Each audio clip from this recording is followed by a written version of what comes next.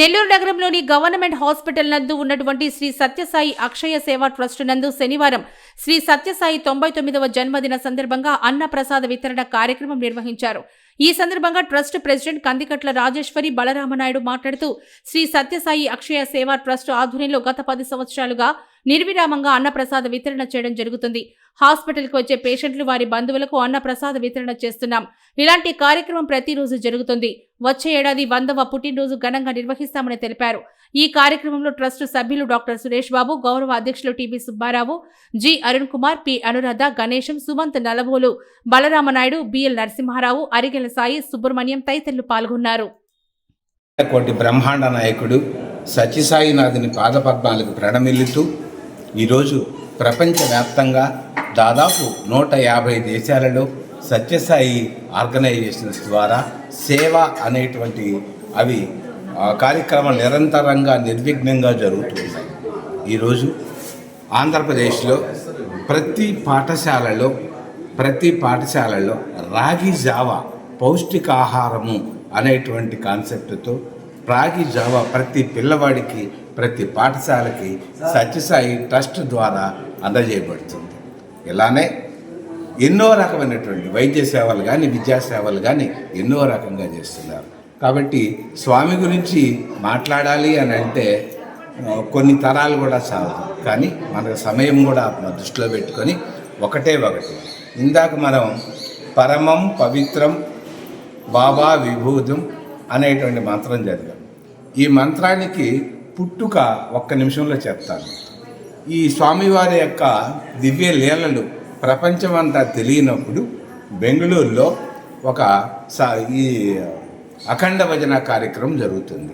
అత్తగారికి భర్తకి తెలియకుండా చంటి బిడ్డను ఎత్తుకొని ఒక ఆవిడ ఆ అఖండ భజనకి వచ్చారు. వచ్చిన తర్వాత ఆ బిడ్డను ఎత్తుకొని వస్తే రాత్రి వచ్చిందనమాట. ఆవిడ వచ్చిన తర్వాత ఆ బిడ్డకు పాలిస్తూ అఖండ భజనలో పాల్గొంది. తర్వాత 3 గంటల ఆ ప్రాంతాల్లో వస్తే బిడ్డలో కదలిక లేదు, బిడ్డ చనిపోయింది. అప్పుడు వెంటనే ఆవిడ నా భర్తకి ఏం చెప్పాలి, నా సంసారానికి ఏం చెప్పాలన్న ఆవేదనతో స్వామి బతుకుండగానే అక్కడికి వెళ్ళి ఏమయ్యా నిన్ను నమ్ముకొని నేను బిడ్డను తీసుకొచ్చాను, ఈ బిడ్డ ఉలకడం లేదు పలకడం లేదు, ఉందో లేదో నాకు తెలియడం లేదు, ఇప్పుడు నేను ఇంటికి ఎలా వెళ్ళాలి అని అన్నప్పుడు విభూతి తీసుకొని వచ్చి స్వామి ఆ పిల్లవాడికి పెట్టి నోట్లో కొంత వేస్తే అప్పుడు పిల్లాడు కేవమని ఏడ్చాడు. అప్పటి నుంచి లీలా విభూతి అనేటువంటి ఈ శ్లోకం ప్రపంచవ్యాప్తంగా ప్రతి సాయి మందిరంలో జరుగుతూ ఉంది. కాబట్టి అలాంటి మహిమాన్వితమైనది మన బాబా విభూతి.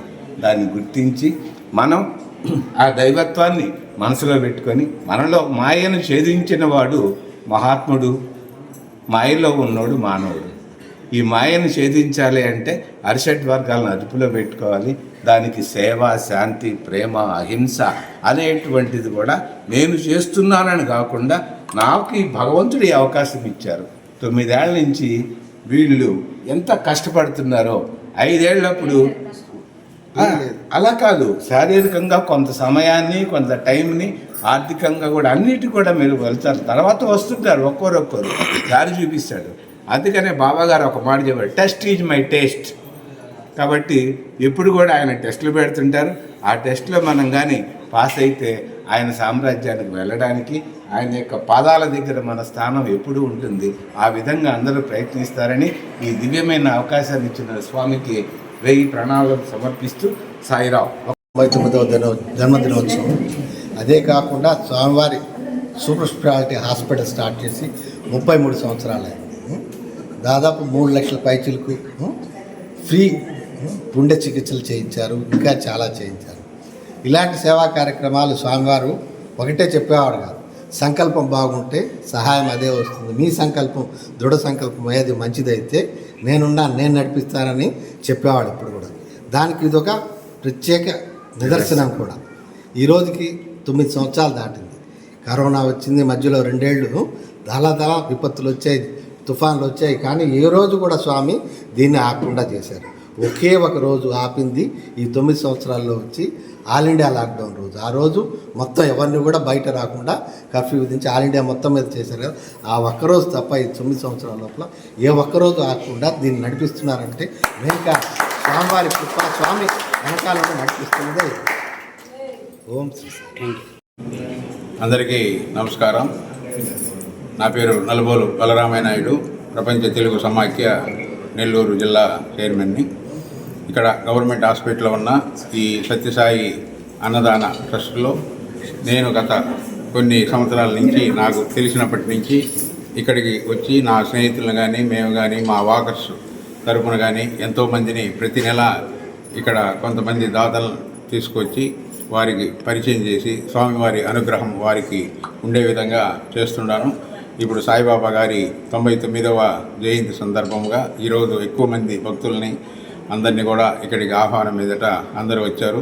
100వ జయంతి కూడా ఇంకా ఘనంగా జరగాలని కోరుకుంటున్నాము.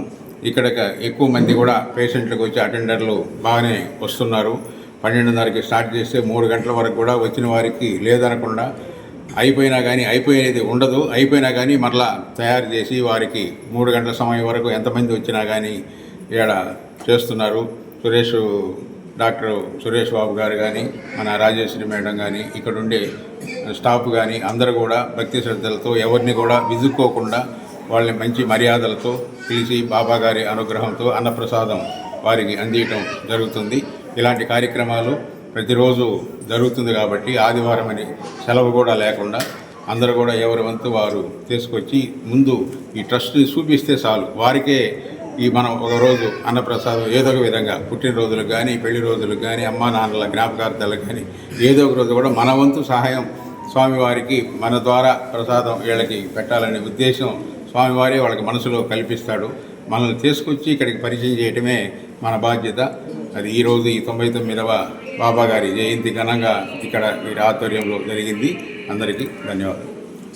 పాపం ఈ 10 ఏళ్ళ బట్టి వాళ్ళే మేము ఉన్నా లేకపోయినా వాళ్ళు వచ్చి ఈ కార్యక్రమాన్ని చేస్తూ ఉంటారు కదా. సుబ్రహ్మణ్యం గారు, మన సాయిరామ్ గారు, ఇలా అందరూ కలిసి ఈ కార్యక్రమాన్ని ముందుకు తీసుకెళ్తున్నారు. వచ్చి వడ్డించి ఓర్పుగా వాళ్ళందరికీ చేస్తున్నారంటే ఇది స్వామివారి దయ తప్పితే ఇంకొకటి ఏం లేదు. ఈ 10 ఏళ్ళ బట్టి అసలు స్టార్ట్ చేసినప్పుడు దీన్ని నడపగలమా, మనం చేయగలమా, వీధిలోకి స్వామిని తీసుకొచ్చామని చాలా బాధపడ్డాము. కానీ అటువంటి సంఘటన ఏమీ జరగకుండా ఈరోజు కూడా నిర్విరామంగా నిర్విఘ్నంగా జరుగుతున్నటువంటి ఈ అన్నప్రసాద సేవా కార్యక్రమానికి భక్తులందరూ సహాయ సహకారాలు అందిస్తూ వారందరూ కూడా మనందరికీ ఇక్కడ భోజనాన్ని నిత్యం అందిస్తూ, ముఖ్యంగా డాక్టర్ గారు అయితే మన అరుణ్ గారు, బలరాం నాయుడు గారు, వీళ్ళందరూ కూడా మనది అనుకొని వాళ్ళు నెత్తిన వేసుకొని చేస్తూ స్వామివారికి కృపకి పాత్రలు అవుతున్నారు. వాళ్ళందరికీ కూడా నా హృదయపూర్వక ధన్యవాదాలు తెలియజేస్తున్నాను. జై సాయిరామ్.